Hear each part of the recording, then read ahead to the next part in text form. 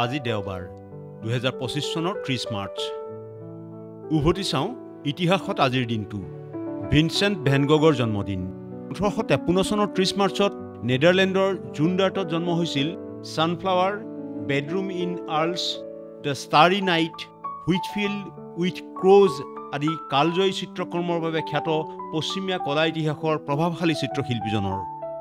দেবিকা ৰাণীৰ জন্মদিন 1908 চনৰ 30 মাৰ্চত অন্ধ্ৰপ্ৰদেশৰ বিশাখাপট্টনমত জন্ম হৈছিল ভাৰতীয় চিনেমাৰ ফাৰ্ষ্ট লেডি হিচাপে খ্যাত প্ৰথম দাদা চাহেব ফাল্কে বঁটা বিজয়ী অভিনেত্ৰীগৰাকীৰ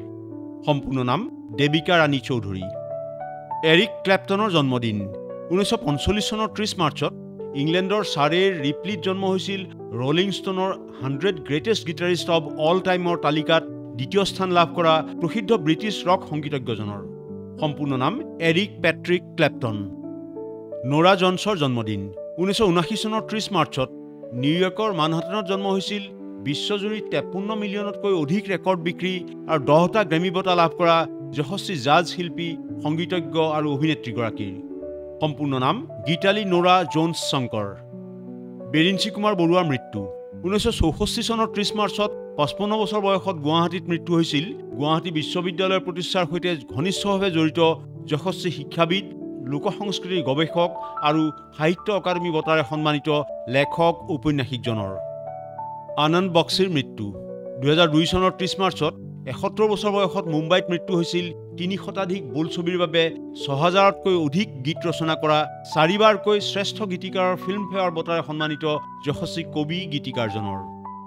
ৰাউলত আন্দোলন আৰম্ভ 1919 চনৰ 30 মাৰ্চত মহাত্মা গান্ধীয়ে কুখ্যাত ৰাউলত আইনৰ বিৰুদ্ধে দেশজোৰা আন্দোলন আৰম্ভ কৰে ব্ৰিটিছ চৰকাৰ প্ৰৱৰ্তন কৰা এই আইনখনে নাগৰিক স্বাধীনতা আৰু গণতান্ত্ৰিক অধিকাৰ খৰ্ব কৰা বুলি গান্ধীয়ে মত প্ৰকাশ কৰিছিল সত্যজিৎ ৰায়ক অস্কাৰ প্ৰদান 1992 চনৰ 30 মাৰ্চত প্ৰখ্যাত চলচ্চিত্ৰ নিৰ্মাতা সত্যজিৎ ৰায়ক জীৱনজোৰা কৃতিত্বৰ বাবে সন্মানীয় অস্কাৰ বঁটা প্ৰদান কৰা হয় প্ৰবীণ অভিনেত্ৰী অড্ৰে হেপবাৰ্নে অস্কাৰ মঞ্চত প্ৰদান কৰা এই বঁটা কলকাতাৰ চিকিৎসালয়ৰ পৰা ভিডিঅ' ৰেকৰ্ডিঙৰ জৰিয়তে সত্যজিৎ ৰায়ে গ্ৰহণ কৰিছিল টকিঅ' অলিম্পিক স্থগিত 2020 চনৰ 30 মাৰ্চত আন্তঃৰাষ্ট্ৰীয় অলিম্পিক কমিটিয়ে কোভিড-19 মহামাৰীৰ বাবে 2020 বৰ্ষৰ গ্ৰীষ্মকালীন অলিম্পিক আনুষ্ঠানিকভাৱে স্থগিত ঘোষণা কৰে টকিঅ'ত অনুষ্ঠিত হ'বলগীয়া এই প্ৰতিযোগিতা 2021 চনৰ 23 জুলাইলৈ পিছুৱাই দিয়া হৈছিল আমেৰিকাৰ আলাস্কা ক্ৰয় 1867 চনৰ 30 মাৰ্চত আমেৰিকাই ৰাছিয়াৰ পৰা আলাস্কা ক্ৰয় কৰে $72 লাখ বিনিময়ৰ এই ক্ৰয় চুক্তি অনুসৰি তেতিয়া ৰাছিয়ান আমেৰিকা নামেৰে জনাজাত অঞ্চলটোৰ প্ৰতি একৰ ভূমিৰ মূল্য হৈছিল প্ৰায় 2 চেণ্ট 39.9 মিলিয়ন ডলাৰত বিক্ৰী ভেন গগৰ ছবি 1987 চনৰ 30 মাৰ্চত ভিনচেণ্ট ভেন গগৰ বিখ্যাত ছবি still life vase with 15 sunflower 39.9 million ডলাৰত বিক্ৰী হয়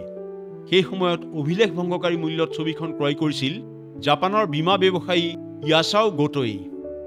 প্ৰথম ষ্টাৰবাক্স ষ্ট'ৰ মুকলি 1971 চনৰ 30 মাৰ্চত ৱাশ্বিংটনৰ চিয়াটলৰ পাইক প্লেচ মাৰ্কেটত মুকলি কৰা হৈছিল বৰ্তমান সমগ্ৰ বিশ্বত বিস্তৃত ষ্টাৰবাক্সৰ প্ৰথমখন ষ্ট'ৰ গৰ্ডন বাউকাৰ জেৰি বালডুইন আৰু জেফ চিগলে প্ৰতিষ্ঠা কৰা ষ্ট'ৰখনত প্ৰথমে উন্নত মানৰ কফি বিন আৰু মছলা আদিহে বিক্ৰী কৰা হৈছিল আধুনিক কাঠ পেন্সিলৰ পেটেণ্ট 1858 চনৰ 30 মাৰ্চত উদ্ভাৱক হাইমেন লিপমেনে ৰবৰৰ ইৰেজাৰ সংলগ্ন আধুনিক কাঠ পেন্সিলৰ পেটেণ্ট লাভ কৰে পিছত তেওঁ এই পেটেণ্ট জোচেফ ৰেকেণ্ডৰফাৰক $1 লাখ বিক্ৰী কৰিছিল মাইকেল ফেল্পছৰ অভিলেখ 2001 চনৰ 30 মাৰ্চত মাৰ্কিন সাঁতোৰবিদ মাইকেল ফেল্পছে 1 মিনিট 54.58 ছেকেণ্ড সময়ত 200 মিটাৰ বাটাৰফ্লাই সাঁতোৰ সম্পূৰ্ণ কৰি নতুন বিশ্ব অভিলেখ স্থাপন কৰে সেই সময়ত 15 বছৰীয়া ফেল্পছ এই কৃতিত্ব অৰ্জন কৰা কনিষ্ঠতম সাঁতোৰবিদ হিচাপে পৰিগণিত হৈছিল নিউয়ৰ্কত চিগাৰেট নিষিদ্ধ আইন বলবৎ 2003 চনৰ 30 মাৰ্চত নিউয়ৰ্ক চহৰত ৰেষ্টুৰেণ্ট আৰু বাৰকে ধৰি সকলো আবদ্ধ কৰ্মস্থলীত চিগাৰেট সেৱন নিষিদ্ধ আইন কাৰ্যকৰী হয় জনস্বাস্থ্য ৰক্ষাৰ ক্ষেত্ৰত উল্লেখযোগ্য পদক্ষেপ হিচাপে পৰিগণিত হয় এই আইন ইনফৰমেশ্যন ডেস্ক দেশ টুডে